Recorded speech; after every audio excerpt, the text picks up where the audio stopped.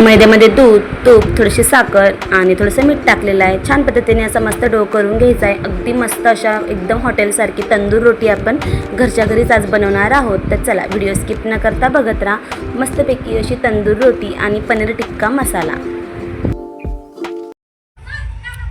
गावातलं लग्न होतं तर तिकडे चाललेलो आहे ताई, मी आणि मुलांना घेऊन आलेलो आहे. तर बघू शकता मस्तपैकी नवरी छान रेडी झालेली घरातल्या घरात. गुड आफ्टरनून, तुमचं स्वागत आहे आपल्या नवीन मराठी ब्लॉग चॅनलमध्ये. तर आता सगळेजण आम्ही गावात आलेलो आहे कारण गावात लग्न होतं. आम्ही प्रथम जे आमचं जुनं घर होतं तिथे, तर गावामध्ये मंदिरातच लग्न आहे छानसं. तर ननंदबाईंनी छानसा मेकअप केलेला आहे. तर चला व्हिडिओ स्किप न करता बघत राहा. आज मळ्यातून गावात आलेलो होतो कारण जुन्या घरी, कारण तिथे लग्न होतं आज. आमचे जे ओळखीचे आहेत पहिल्यापासूनचे एकत्र राहिलेलो, तर त्यांच्या मुलीचं लग्न होतं. तर खूप छान असं नवरीचा गेटअप केलेला होता. घरच्या घरी छान असं आवरलेलं होतं. मस्त असा मेकअप केलेला होता वृषालीने. तर बघू शकता नवरीबाई किती सुंदर आणि छान दिसत होती, नाजूकशी. तर आज ना घरच्या घरीच असा छान मेकअप केलेला होता. त्यांचा पार्लर झालेला आहे म्हणून त्यांनी घरीच मेकअप केलेला होता. तर मंदिरामध्ये लग्न होतं जुन्या पद्धतीने, अगदी छान मस्त.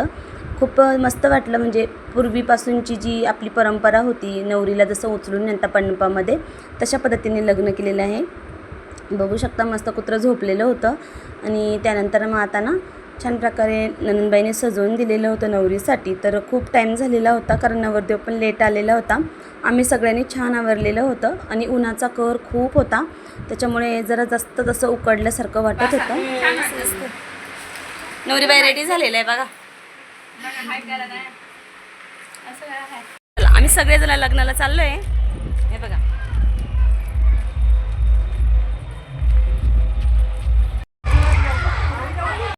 जुने दिवस आठवले ना, कारण अशा प्रकारे मंदिरात लग्न व्हायचे आणि नवरी मुलीला उचलून न्यायचं मंडपामध्ये. तर ऊन खूप होतं आणि पायी पायी चालायचं, तर नवरीला उचलून नेलेलं होतं. बघू शकता मंदिरात आम्ही आलेलो होतो. भरपूर सारे सगळे काही मंडळी आलेले होते आणि तिकडचे पण नवरदेवाकडचे भरपूर सारे जण होते. तर छान असे सगळेजण अक्षदा टाकत होते. तिकडचे जे करवली वगैरे मस्तपैकी मागं कलश घेऊन उभ्या होत्या. खूप जुन्या पद्धतीत अशा प्रकारे लग्न व्हायचे, तशाच पद्धतीने झालं. तर मंदिरामध्ये देवा ब्राह्मणाच्या साक्षीने छान असं म्हणजे मस्तच प्रकारे लग्न झालेलं आहे. तर चला व्हिडिओ स्किप न करता बघत राहा आजचा एक छानसा ब्लॉग.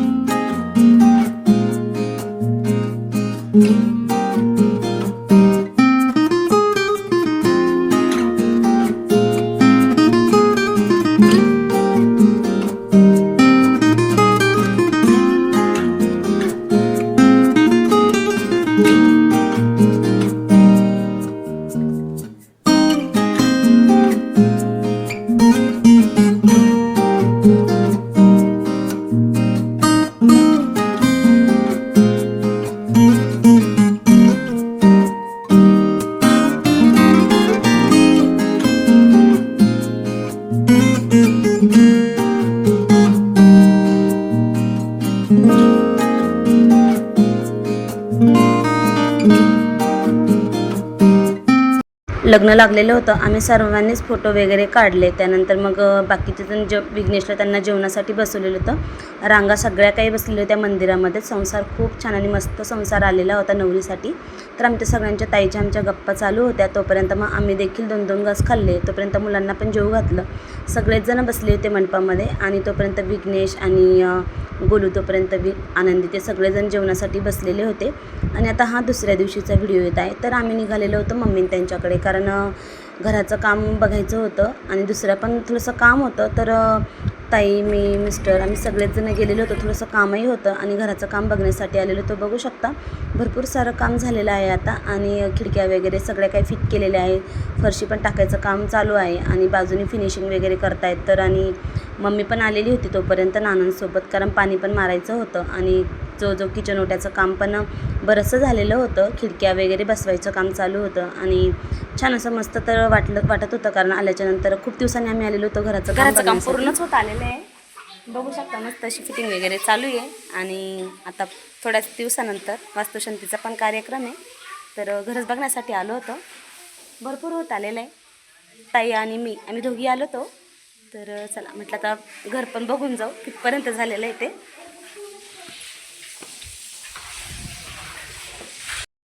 बाहेरच्या स्टाईलचं काम झालेलं आहे. राखाडी कलरची बसवलेली आहे स्टाईल. आणि आम्हाला आता म्हणजे बाहेर बघितलं होतं घर आम्ही, तर नाना आम्हाला दाखवत होते कशा प्रकारचे गणपती आणलेले आहे. असे कोरीव गणपती होते छान असे मस्त.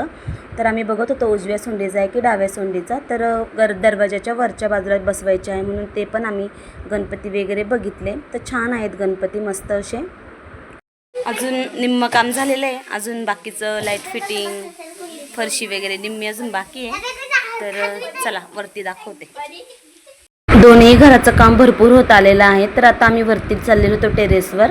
तर भरपूर सारं काम जरी आहे तर पण मग मजूर भरपूर आहे त्याच्यामुळे 15-1 दिवसात काम होऊन जाईल. वरती अगदी फ्रेश आणि मस्त वाटत होतं. खूप वारं सुटलेलं होतं तर वरचा पण खूप छान वाटत होतं बघायला. शेतामध्ये घर आणि अशी थंड हवा, तर मस्त वाटत होतं. घराचं काम आता कम्प्लिटली निम्मशिम्म होत आलेलं आहे. तेच बघण्यासाठी आलेलो होतो. आता सगळं काही बघितलं आणि आता आम्ही देखील निघालेलो होतो घरी, कारण आज ताईच्या आणि दाजींच्या लग्नाचा वाढदिवस होता.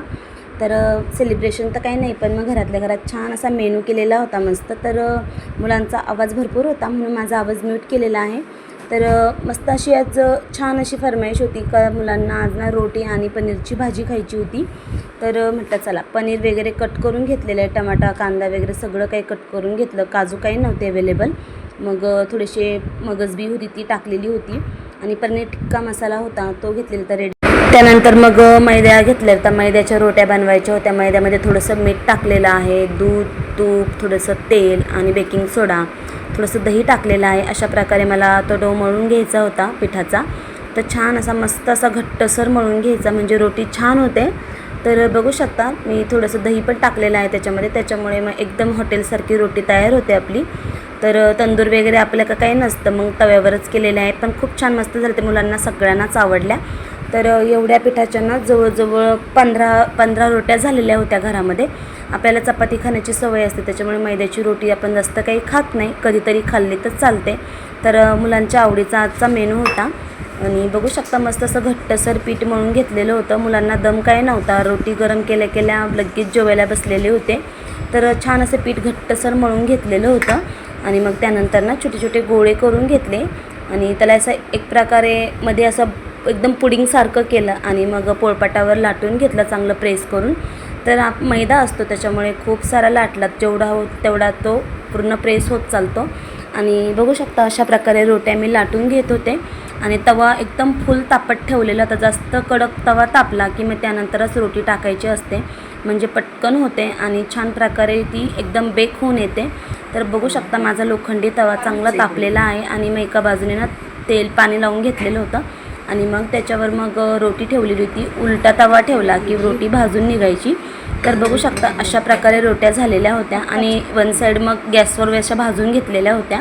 रोट्या आपल्या रेडी होत्या. वरतून तूप किंवा तेल लावलं की खाण्यासाठी अगदी गरम गरम रोटी आपली तयार आहे. मस्त अशी फुगलेली पण आहे आणि कडक होण्यासाठी तव्यावर जर ठेवली तर 5 मिनिटाच्या आतच कडक होते रोटी. मस्त अशी पनीरची भाजी आणि रोट्या आपल्या रेडी होत्या. मुलांना सगळ्यांना काही जेवायला वाढून दिलेलं होतं. तर थंड झालं तर रोटी थोडीशी वातड होऊन जाते त्याच्यामुळे मग प्रत्येकाला वाढून दिलेलं होतं आणि मुलांचं पण जेवायचं काम चालू होतं, माझं एका बाजूला रोट्या बनवायचं काम चालू होतं. तर अशा पद्धतीने आजचा खास असा मेनू होता पनीरची भाजी आणि रोट्या. तर पनीर टिक्का मसाला वापरून केलेली होती त्याच्यामुळे नंतर अगदी घट्टसर झालेली होती मगजबी टाकल्यामुळे भाजी. तर मस्त अशी भाजी आपली रेडी होती.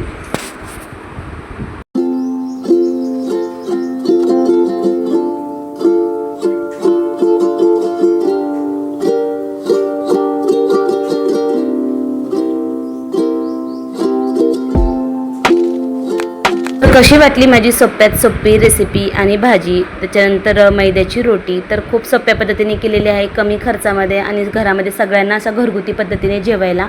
मला करायला तर आवडतं पण रेसिपी म्हणतात चला तुम्हालाही शेअर करूया, तुम्हीही करून बघशाल. रेसिपी जर तुम्हाला आवडली असेल आणि मैद्याची रोटी जर करून बघायची असेल तर माझ्या पद्धतीने करून बघा. तर चला भेटूया अशाच एका छान नवीन ब्लॉगमध्ये. तुम्हाला जर माझे व्हिडिओ आवडत असतील तर लाईक करा, शेअर करा, नवीन असाल तर सबस्क्राईब करा म्हणजे पुढचे व्हिडिओ बघायला मिळतील. भेटूया अशाच एका ब्लॉगमध्ये, तोपर्यंत बाय बाय.